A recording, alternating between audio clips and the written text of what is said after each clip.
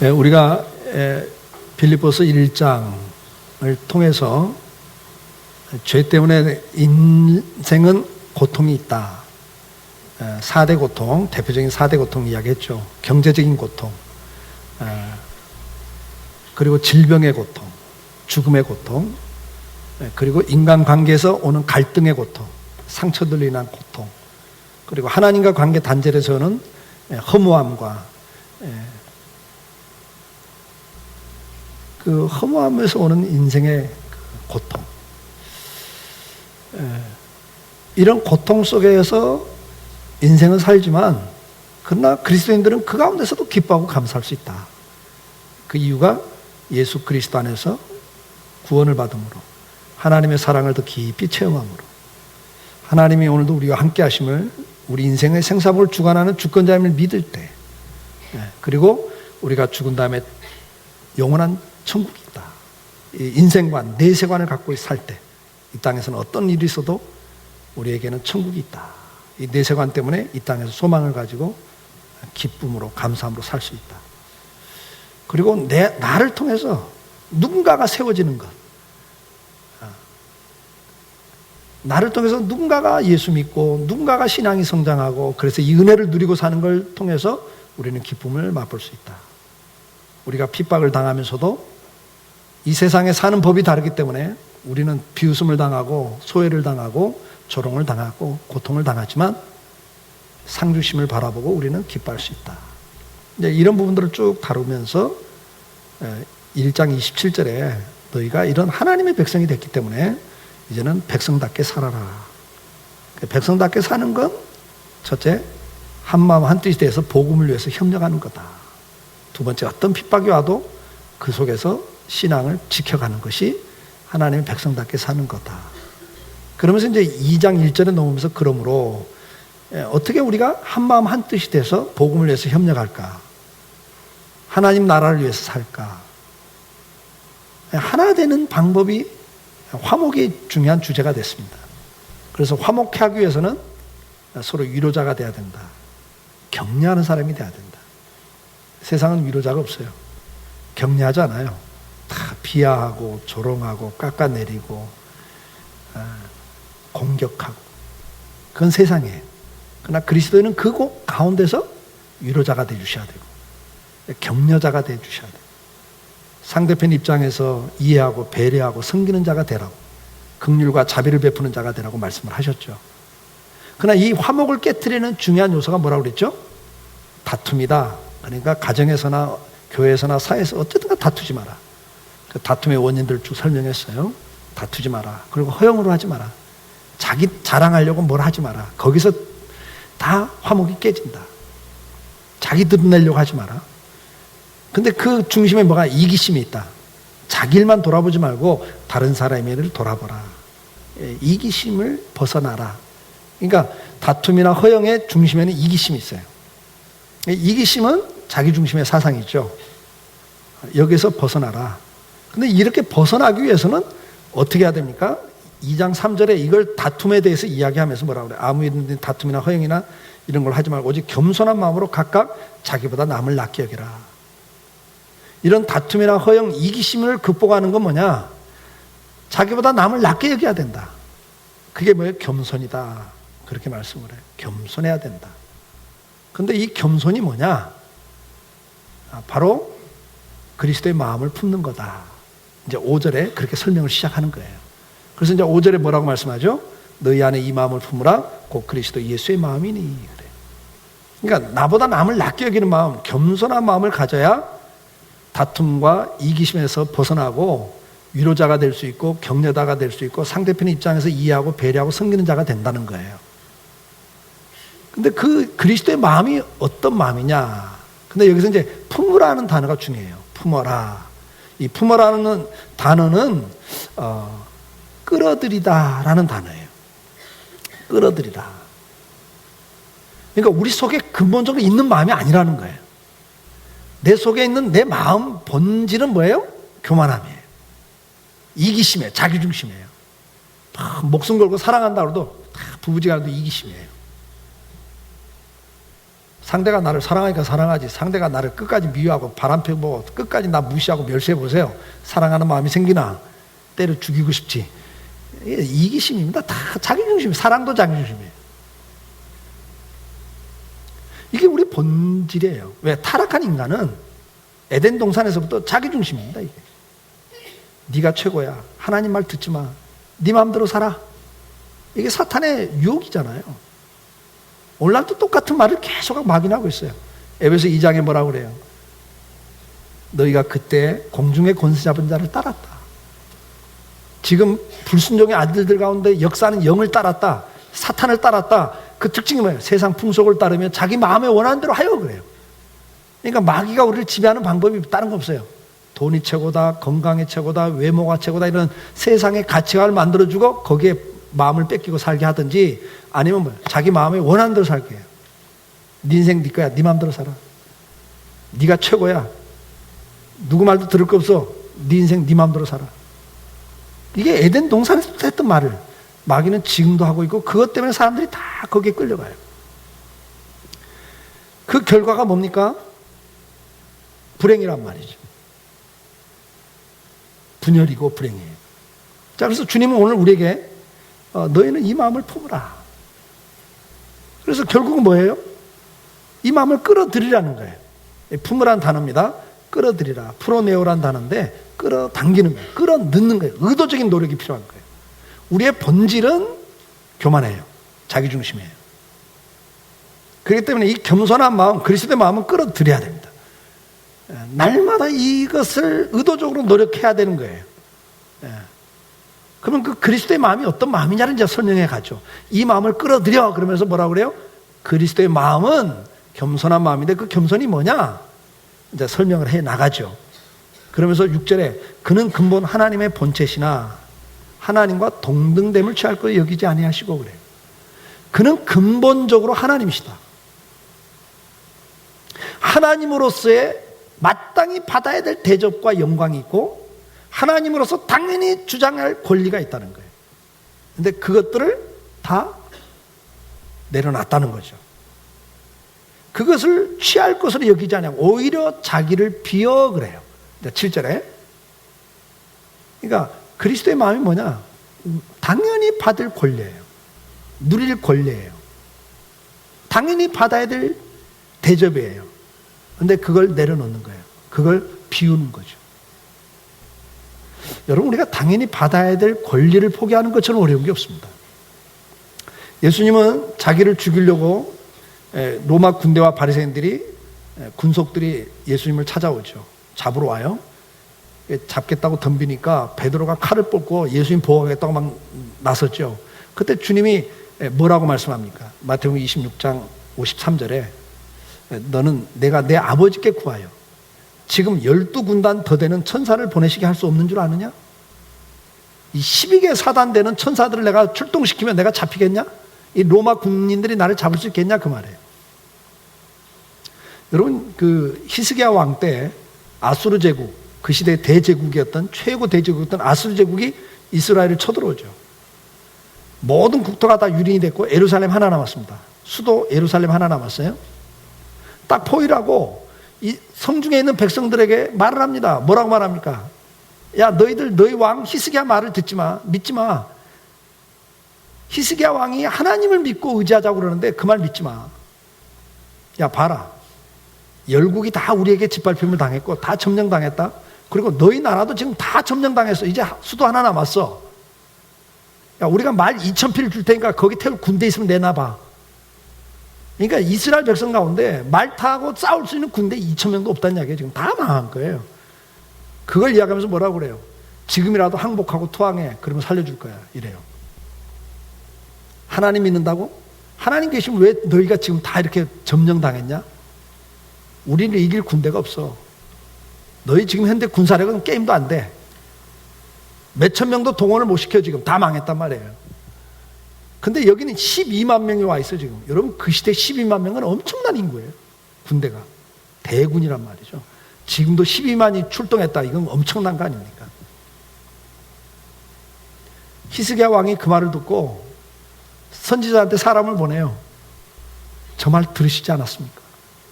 성자가 기도하면서 하나님께 기도해. 하나님, 저 말을 듣지 않았습니까? 하나님을 능멸하는 저 말을 듣지 않았습니까? 어떻게 하시겠습니까? 그때 이사야 선지자를 통해서 하나님이 히스기야 왕에게 전하는 말이 뭐예요? 내가 그 말 들었다. 저들이 군사력을 갖고 너희들을 지금 겁박하는데 그들이 한 번도 화살을 너희들에게 쏠 수가 없을 거고 너희 성을 점령하겠다고 토성을 쌓지 못할 것이고 방패 한번 너희들한테 대지 못하고 내가 그의 코를 갈고리를 꿰어서 끌고 갈 거다. 그리고 거기서 죽일 거다 그래요. 그리고 그 다음날 딱 눈 뜨고 보니까 하룻밤 자고 보니까 천사들이 와가지고 12만 명 군대를 다 죽였어요. 왕이 놀래가지고 말 한마디 못하고 돌아갑니다. 자기 신전에 가서 제사를 드릴 때 이복 아들들이겠죠. 두 아들이 와서 아버지를 죽여요. 그리고 도망을 쳐버려요. 그래서 다른 아들이 왕이 됩니다.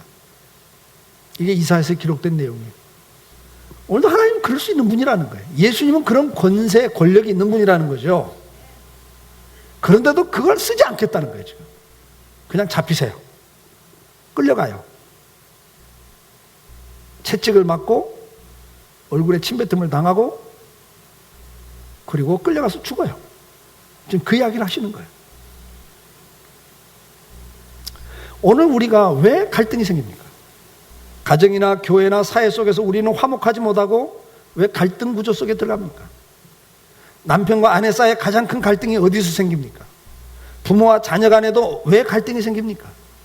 왜 교회에서도 우리는 시험에 들고 갈등을 해야 됩니까?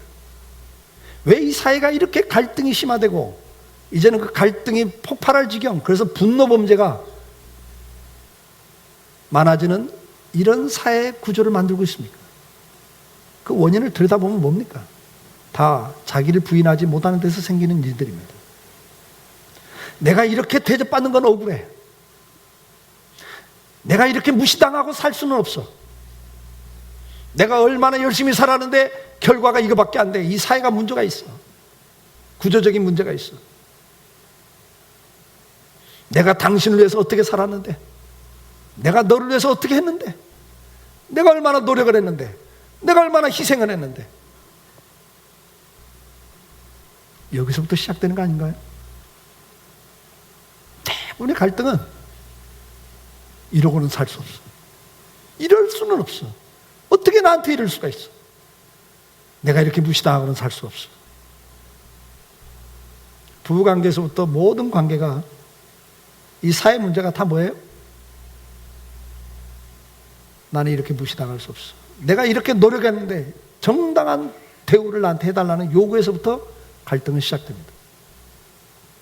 주는 만큼은 아니지만 최소한 이 정도는 해줘야 되는 거 아니야? 이게 우리 속에 있어요.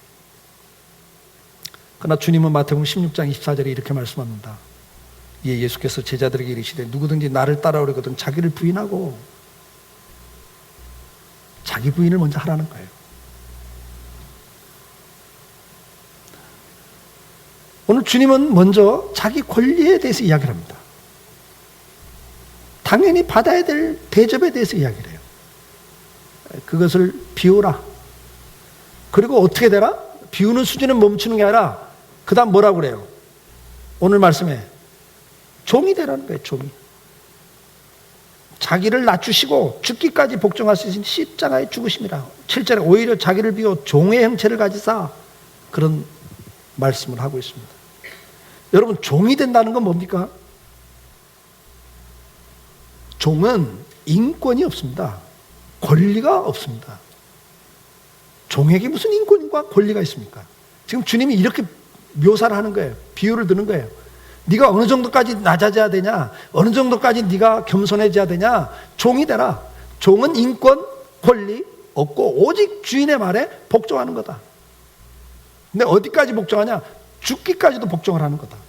그러면서 내가 그렇게 직접 했다는 거예요. 그러니까 너희는 이 모습을 네가 받아들여라. 끌어들여라는 거죠. 오늘 요즘 세대 가장 대표적인 문제가 사회 이슈가 뭡니까? 인권의 문제입니다. 여러분. 인권. 인권은 마땅히 존중돼야 되고 보호받아야 됩니다. 그런데 문제는 어딨냐? 다 자기 인권을 보호해달라는 거예요. 자기 인권을 보호하고 존중받기 위해서 다른 사람의 인권, 다른 사람의 삶이 무너져도 관계하지 않아요. 극단적 이기주의죠. 여기에 지금 우리 사회가 병들어가는 거예요. 다 자기 권리를 찾겠다고 나섭니다. 다 자기 권리를 보호하겠다고 나섭니다. 혼자 사는 데면 집단적으로 권리 주장을 합니다. 보호받겠다고 찾겠다고 난립니다. 어떤 수가 있더라도 무슨 상황에서라도 내 밥그릇 내가 챙겨야 된다고 생각합니다. 자기 권리를 챙기지 못한 건 바보라고 말합니다. 무능한 사람이라고 이야기를 합니다. 어떻게 해서 간에 자기 권리를 쟁취하는 걸, 투쟁하는 걸 지혜로운 거고 능력이라고 하고 실력이라고 말하는 시대를 우리는 살고 있습니다. 이건 사탄의 사상입니다. 마귀는 그럽니다. 네가 최고야. 너 무시당하면 안 돼. 네 권리 네가 챙겨야지. 다른 사람이 어떻게 되든 말든 그건 중요하지 않아. 네가 중요해. 여러분, 이 사상은 이게 마귀가 주는 사상인데, 이 사상 속에 빠지면 인간은요 잔인해지고요 극단의 이기주의에 빠지고 결국은 사회가 불행해져요. 자기도 인생이 불행해집니다. 오늘 자기 권리를 찾겠다고 난리 아닙니까? 요즘 종종 나오는 층간소음 문제 아주 대표적이잖아요. 정말 짜증나잖아요. 이제 막 피곤해서 막 잠들라고 하는데 우르릉 쾅쾅 막 짜증나요, 솔직히. 그렇죠? 짜증 안 나는 부처님 가운데 토막 계세요? 진짜 짜증난다. 정말 피곤해서 잠 좀 자려고 하는데 막 뚱땅뚱땅하고 뭐 그냥 애들이 그냥 막 바퀴 굴려가면서 막 타는 소리 나면요 짜증나죠. 참다 어떻게 해요? 한번 이제 경비실에다가 이야기를 합니다. 좀 조용히 시키라고. 그래도 안 되면 어떻게 해요? 찾아가 좋게 이야기합니다. 이거 정말 미안하지만 좀 아이들 좀 절제 좀 시켜주시고 내가 그 시간에 잠자는 시간이니까 좀 그렇게 해달라고. 그럼 또 그 사람도 미안하다고 그러죠. 처음엔 다 그래요. 근데 그 다음에 변화가 없어. 애가 말을 듣습니까? 또 우르릉 쾅쾅쾅 하고 뭐 때리고 막 뚱땅거리고 또 찬다했다 또 올라가. 그럼 벌써 태도가 어떻게 돼요? 벌써 태도가 기분 나쁜 태도죠. 그 부탁을 했으면 좀 들어주셔야지. 그러니까 내 태도가 벌써 안 좋으니까 상대도 태도가 벌써 기분 나쁜 거예요. 애를 어떡합니까? 애가 말을 안 듣는 거. 교육 그렇게 시키면 됩니까? 이제 교육까지 나가. 상대도 이제 기분이 확 상하는 거예요. 그러면 단독주택가 사시지. 아파트 살면서 그래요. 어쩔 수 없는 건데. 단독주택가 살 능력도 없으면서 이렇게 나오면 이제 열받아 버리는 거 아니에요? 그래도 어떻게 해요? 멱살 잡고 싸우다가 살인까지 해버리잖아요. 그럼 잘 보세요. 내 권리를 보호받겠다고 싸우다가 주장하다가 상대편의 생명을 해버려요. 그 사람 하나 죽는 게 아니라 그 사람 가정이 다 무너져요. 그 자녀들이 인생이 불행해진다면 그 자리까지 가요. 자기 권리 찾겠다고. 요즘 학교에서도 마찬가지죠. 학생들의 인권 보호받아야죠. 선생님들이 폭력을 쓰거나 비인격적인 태도를 취하는 건 아니죠. 교육가로서는 그러면 안 되죠. 그러나 우리 시대는, 제가 어린 시절을 보낼 때는 해방된 지 얼마 안 됐을 때잖아요. 식민지 지배를 받았고 그 식민지 사관 중에 하나가 뭐예요? 군대 문화라고요. 군국주의. 일본의 군국주의 영향을 받았습니다. 상명하복. 명령하면 따르는 거였어요. 완전 학교도 군대식이었죠. 뭐 때리면 맞는 거고, 그렇죠? 뭐 인격적으로 못하게도 그냥 받아들여야죠. 시대가 변했습니다. 학생들의 인권 보호받아야죠. 근데 이게 너무 또 그걸 보호하겠다, 그걸 주장하다 보니까 이제 아까도 얘기했지만, 저번에 한번 그 뉴스에 보니까 그냥 학생이 딱 휴대폰 카메라 딱 켜놓고 때려봐. 반말에 완전 때려봐. 어떻게 선생 일을 해요? 요즘 선생님들이 조기 은퇴합니다. 지금 명퇴를 합니다. 중고등학교 선생님들이요. 왜요? 더 이상 인격적으로 이렇게 내가 무시당하면서는 선생 못하겠다는 거예요. 내가 차라리 딴 걸 하지. 애들한테 무시. 그럼 보세요. 학생의 인권은, 자기 인권을 주장하면서 뭐예요? 선생의 인권을 완전히 무너뜨리잖아요. 이게 어느 사회나 구조가 그렇게 가요. 자기 권리 주장하다 보면 이건 누군가는 희생을 시켜야 되거든요. 그럼 불행해지는 거예요. 여러분들 동성애법 통과 우리나라 지금 저지하고 있습니다. 동성애가 뭡니까? 동성을 사랑하고 좋아하는 성향을 자기들이 가졌다는 거예요. 그러니까 이걸 인정해라는 게, 우리 인권이라는 게 이게, 내가 동성을 사랑하고 좋아하는 게 내 성향이라 이게. 개인의 성향을 존중해라, 보호해 달라는 거거든요. 통과시켰어요. 근데 이 법이 통과된 나라들이 지금 뭐가 또 나오는 줄 아세요? 그 다음 단계가 있습니다. 항상 페도피리아라는 게 있어요. 페도피리아. 이건 뭐냐면 어린아이, 아동을 좋아하는 거예요. 그래서 아동을 성적 대상으로 삼아요. 미성년자를. 이 페도피리아를 하는 사람들이 이제 주장해요. 동성을 사랑하고 좋아하는 게 기질이고 성향인 걸 존중하고 보호하는 것처럼 우리도 보호해달라 이거예요. 우리도 아이들을 좋아하는 게 우리 기질이고 성향이라는 거예요. 그런데 아이들을 성적 대상으로 삼는 건 불법이기 때문에 유럽에서도 이 사람들이 어떻게 하는 줄 아세요? 제3세계에서 가난한 나라에서 애들을 사다가 성적 욕구를 충족시키고 있어요. 이걸 보호하라는 거예요. 이제 이걸 인정해달라는 거예요. 그게 범죄가 아니라는 거예요. 그러면 보세요. 내 성향을 인정해라. 그리고 이건 인권이다. 이거 보호해달라. 그런데 가난한 나라 애들을 사다가 성적 욕구를 충족시키면 그 아이들은 뭐가 돼요? 그 인격은 뭐가 되죠? 그 인권은 뭐예요? 그러니까 사람이 이렇게 이기적이에요. 오늘 사회가 그것이 인권인 것처럼, 그게 선진화된 것처럼, 그것이 교양 있는 사람들인 것처럼 미화시키고 있는 이 세상 속에서 우리는 정신 차려야 됩니다. 이건 이제 끝없을 겁니다. 이제 살인자도 뭐라고 그래? 나는 사람 죽이는 게 내 기질이야. 내 성향이야. 이거 보호해. 이렇게 나올 거 뭐 아니에요? 뻔한 이야기입니다, 여러분. 이 정도 자기 인권만을 강조하면 어떻게 돼요? 사회가, 이 마귀는 이렇게 인간을 파멸시켜요. 불행하게 만듭니다. 주님은 출애굽기 22장 21절에 너는 이방 나그네를 압제하지 말며 그들을 학대하지 말라. 너희도 애굽 땅에서 나그네였다 그래요. 이방 나그네는 요즘 우리나라 외국 근로자들 말하는 거 아닙니까? 오늘날로 말하면. 참 돈 벌어서 한번 살아보겠다고 한국에 왔습니다. 2년 초청받은 기간 끝나면 돌아가야 되는데 불법 체류자가 돼버립니다. 왜? 돈을 더 벌어야 된다고 생각하니까. 얼마 전에 어떤 목사님이 저한테 그런 이야기 하더라고요. 자기가 이렇게 상담해주는 외국 근로자가 있는데 지금 잡혔다고. 그래서 이제 강제 추방당할 위기에 처했다고. 회사에서 그 회사 안에 있는 사택에서 경찰이 급습을 해서 잡혔어요. 근데 그 근로자가 목사님한테 하는 말이, 목사님, 제가 암만 해도요, 우리 사장님한테 8개월 월급 못 받았는데 이 사장님이 고발한 것 같아요. 그 회사 안에 있는 그 사택 누가 하냐 이게. 거기에 경찰이 찾아와서 자기들을 급습해서 잡는 건 이건 틀림없이 사장이 고발한 것 같다고. 8개월치 월급 안 준다고. 학대하는 겁니다, 여러분. 주님이 그래, 너희도 옛날에 애굽에서 종노도 하지 않았냐? 한국 사람들도 가난한 시절에 미국이나 이런 데 불법 체류 많이 했습니다, 여러분. 먹고 살기 위해서. 자녀 교육 때문에.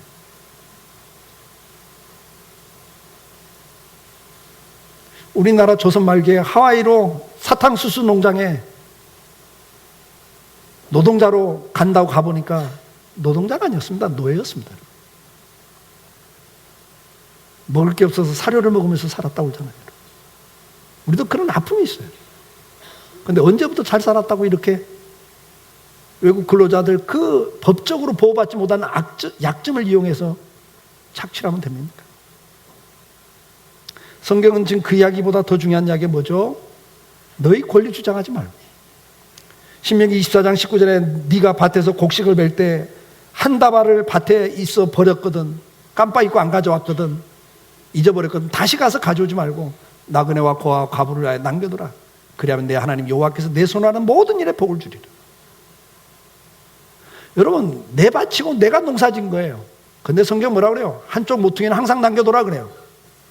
가수원에서 열매 딸 때도 한쪽은 항상 남겨둬라. 가난한 사람들이 와서 따먹고 그걸 가져가도록. 근데 한쪽 모퉁이를 남겨놨는데 이번에는 자기가 가져갈 걸 추수해가지고 묶어놨다가 깜빡하고 곡식단 몇 단을 놓고 왔거든. 가서 다시 가져오지 말라는 거예요. 그것도 남겨두라는 거예요. 그만큼 뭐예요? 내 권리, 내가 당연히 내 거예요. 내 밭이고 내가 노력해서 거둔 거지만 하나님은 항상 나누라는 거예요. 가난한 사람들, 소외된 사람들에서 배려해라. 이게 하나님의 법입니다. 우리는 하나님의 백성이기 때문에 하나님의 법을 따라야 됩니다. 오늘 말씀에 뭐라고 말합니까? 인권 중요합니다. 그러나 그것은 자기 인권, 자기 권리가 아니고 다른 사람의 권리를 보호하는데 나서라는 이야기입니다. 나보다 남을 먼저 생각하라는 거예요. 그게 그리스도인이에요. 세상과는 다르게 삽니다, 우리가. 그렇기 때문에 우리는 세상에서 소외를 당하고 놀림을 당하고 무시를 당하고 이용을 당합니다. 예수님께서도 그러면서도 당하면서도 했다는 거예요. 그 길을 가셨다는 거예요. 너희도 그렇게 하라는 거예요. 어떻게 하라고요? 종처럼 복종해봐라 한번. 사랑하는 여러분, 2장 8절에 사람의 모양 나타나 자기를 낮추 죽기까지 복종하시고 십자가에 죽으심이라 그래요. 여러분들 복종하라는 단어 들으실 때 지금도 복종하라 그러면 딱 마음에 받아들여져요? 아니면 거부감이 생기세요? 아니 요즘에 어떤 세상인데 복종이라는 단어를 써? 그러지 않으세요? 솔직히 복종하라 하면 딱 이렇게 받아들여져요? 아니면 딱 거부감이 생겨요? 아, 시대가 어떤 시대인데 복종이라는 단어를 써? 그만큼 우리가 세속화되어 있어요. 우리는 본능적으로 그걸 싫어해요. 근데 주님은 말씀을 해요. 죽기까지 한번 순종해봐라. 내 권리와 누림을 요구하면 가정에 화목 없습니다. 교회도 화목이 없고 사회도 화목이 없습니다. 겸손히 섬길 때 화목이 있습니다. 화평이 있습니다. 에베소 5장 21절에 그리스도를 경외함으로 피차 복종하라 그럽니다. 죽게 하듯 섬기라 그럽니다. 여러분 가정에서도 나를 이렇게 대우해? 그러면 벌써 갈등 생겨요. 그래, 내가 죽게 하든 한번 해보자.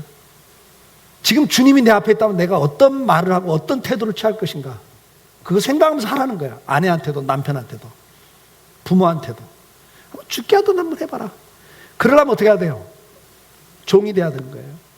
근데 종되라는 거 정말 싫잖아요. 자존심 상하죠. 근데 주님은 그렇게 해보라고 요구해요. 베드로전서 5장 5절에도 젊은 자들아 이와 같이 장로들에게 순종하고 다 서로 겸손을 허리를 동이라. 하나님은 교만한 자를 대적하시되 겸손한 자들에게는 은혜를 주시느니라. 오늘 가정이나 교회도 다 마찬가지입니다. 다 자기 부서, 자기 직분 그거 주장하면 교회도 갈등 구조로 갑니다. 방법이 없어요.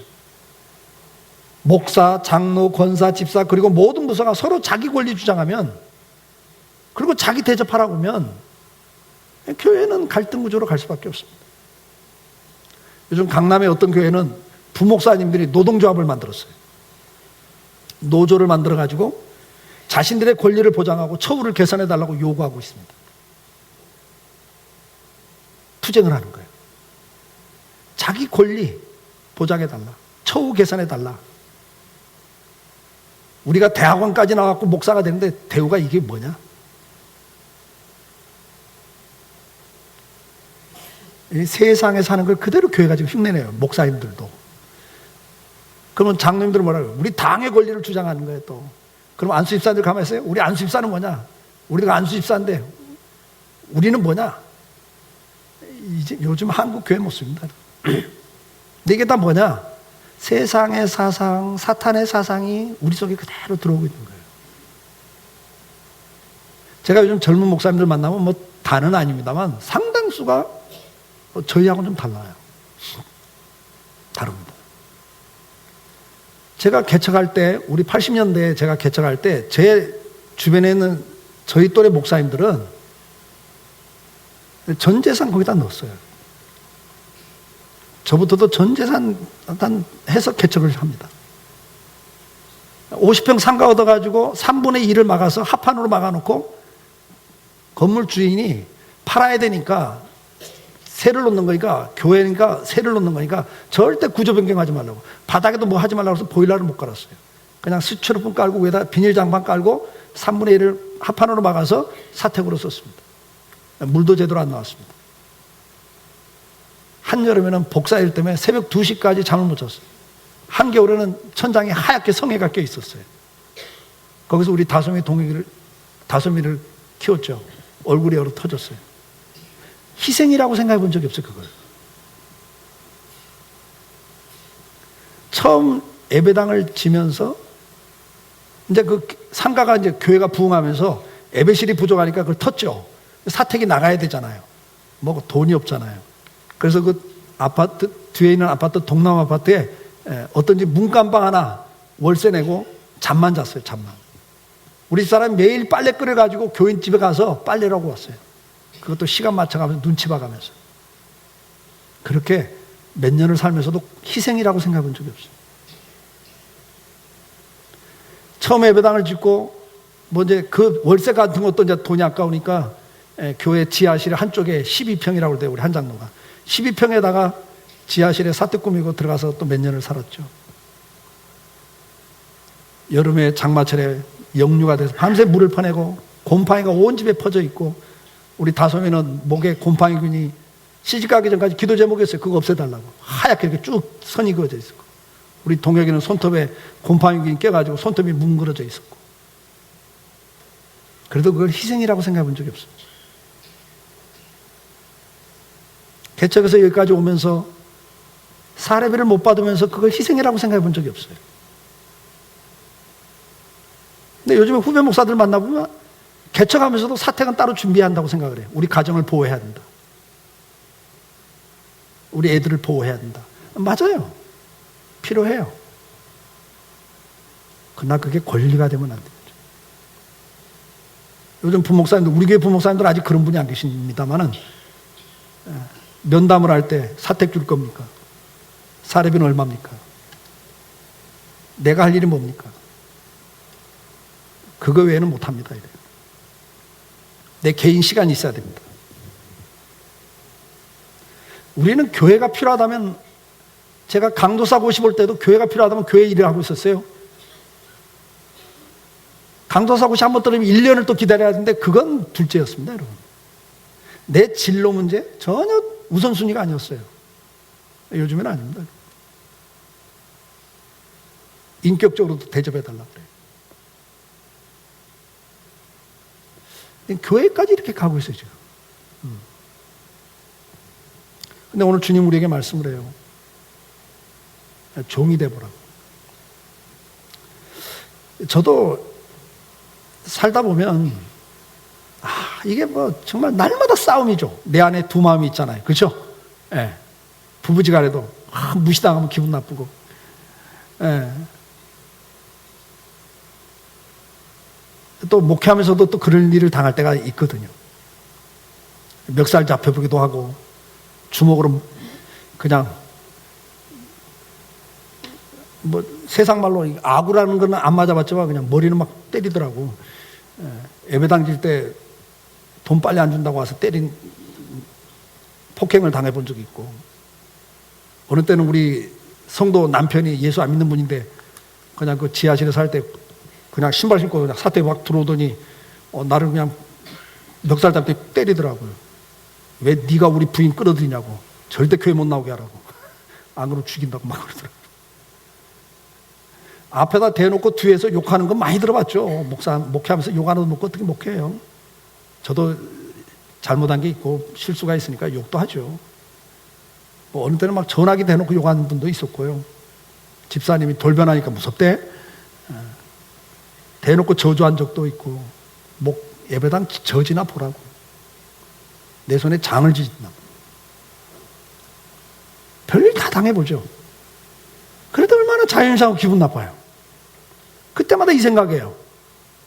주님은 이걸 끌어들여야 되는 거예요. 주님은 어떻게 했는데. 나는 맞아는 맞고 욕은 얻어맞았지만 주님처럼 얼굴에 침뱉음을 아직 당해보진 않았어. 내 얼굴에다 침뱉으면서 네가 무슨 목사님 이래본 적은 아직은 없어요.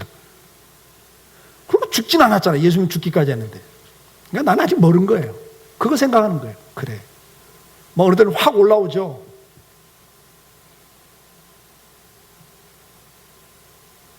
어느 때는 그냥 교인 가운데 뭐 재정을 이렇게 쓰면 되냐 안 되냐 소리 하면 제가 막 화가 날 때가 있어요.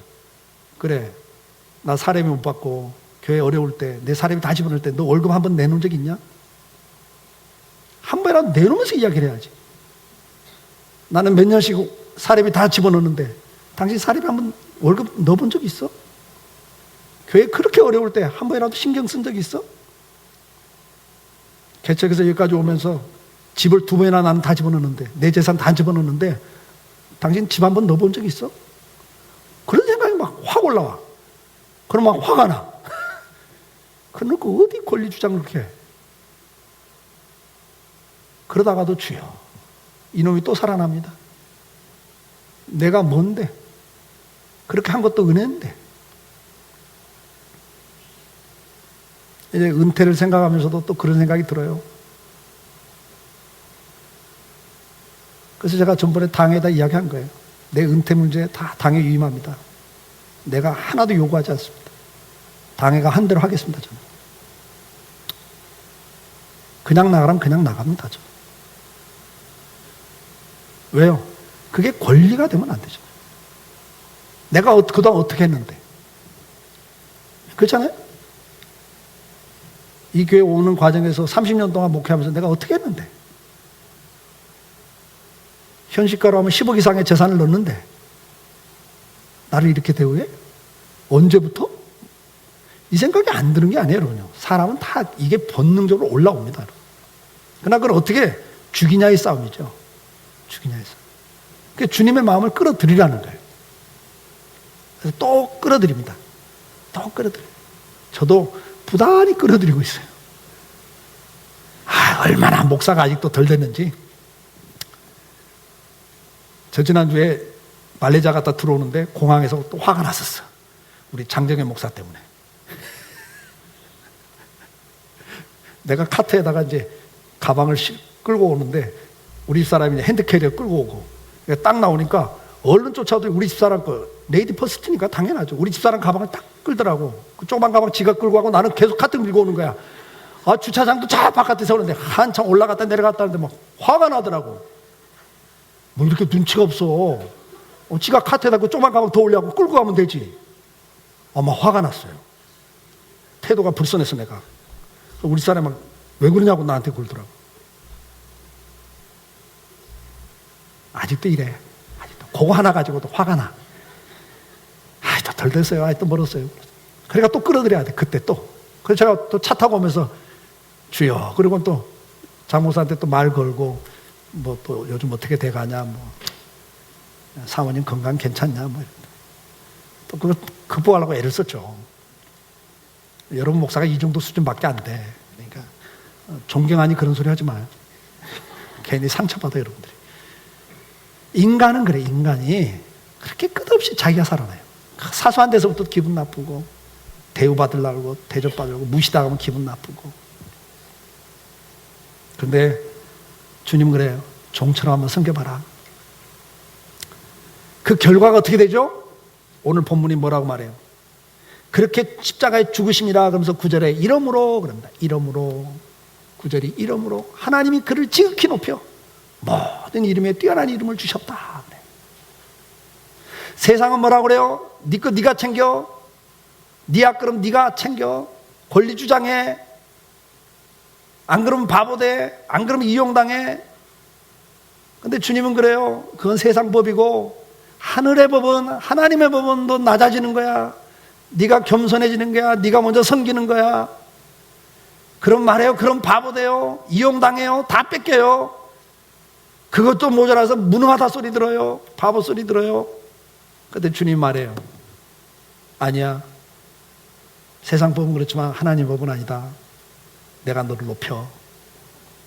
베드로전서 5장 6절에 그러므로 하나님의 능하신 손 아래 겸손하라. 때가 되면 너희를 높이시리라. 누가복음 18장 14절에도 무릇 자기를 높이는 자는 낮아지고 자기를 낮추는 자는 높아지리라. 겸손히 섬기면 어떡합니까? 시편 10장 17절에 여호와여 주는 겸손한 자의 소원을 들으셨사오니 그들의 마음을 준비하시며 그 귀를 기울여 들으시고 그래요. 겸손한 자의 소원과 기도를 들으십니다.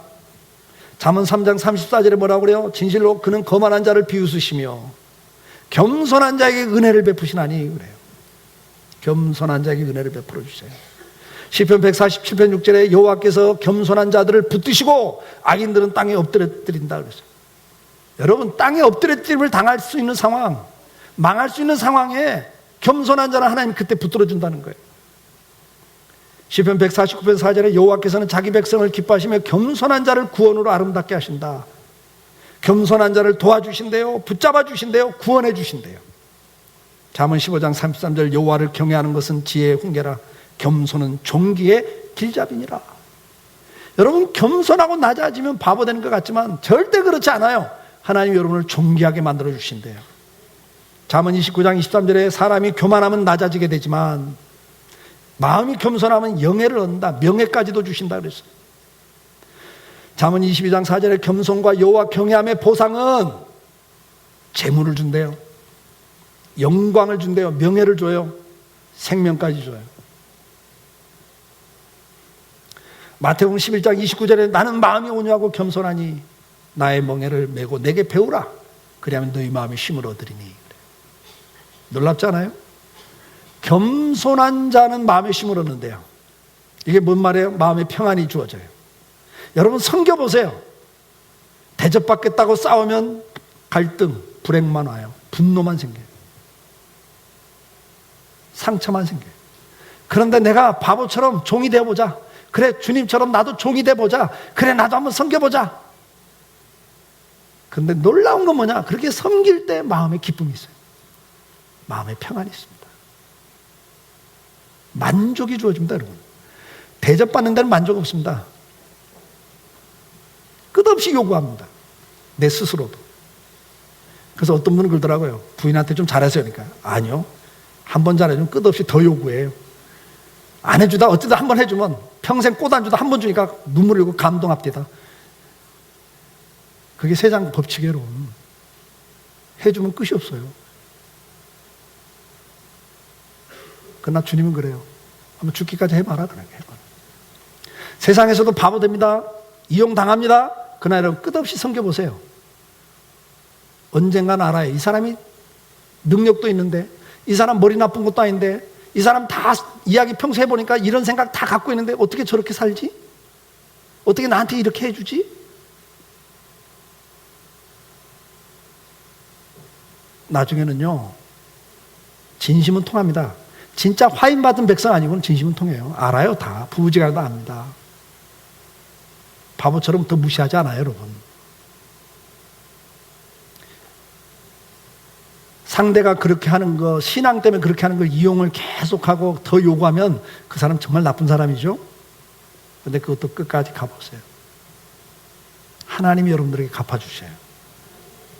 여러분 자녀를 통해서 갚아주시던 뭘 통해서 갚아주십니다. 그게 약속입니다, 여러분. 사랑하는 성도 여러분, 우리는 주님의 마음을 갖고 살아야 됩니다. 그래야 화목해하는 자가 됩니다. 주님은 자기를 비워 종이 되셨습니다. 자신의 대접과 권리를 포기하고 섬기는 종이 되셨습니다. 이번 한 주 우리가 살아가면서 한번 이 마음 품읍시다. 의도적으로 끌어들이세요. 주님의 마음. 그래. 자기를 비우셨어. 자기 부인하셨어. 권리, 대접 다 부인했어. 내려놨어. 그걸로 끝나는 게 아니라 그래, 종이 돼보자. 한번 섬겨보자. 막 바보 소리 듣고 이용당해도 오케이, 섬겨보자. 한번 그렇게 가봤으면 좋겠어요. 그러면 결과는 때가 되면 하나님이 높여주십니다. 은혜를 베풀어 주시고 도와주시고 붙잡아 주시고 여러분 인생길에 분명히 축복하십니다. 존귀와 영광과 부귀를 주십니다. 더 중요한 건 마음에 쉼을 얻습니다. 평안과 기쁨이 있고 만족이 주어집니다. 놀라운 은혜예요. 이번 한 주 그렇게 살다가 또 다음 주에 볼 수 있기를 주의 이름으로 축복합니다. 다 같이 일어나셔서 찬송하겠습니다.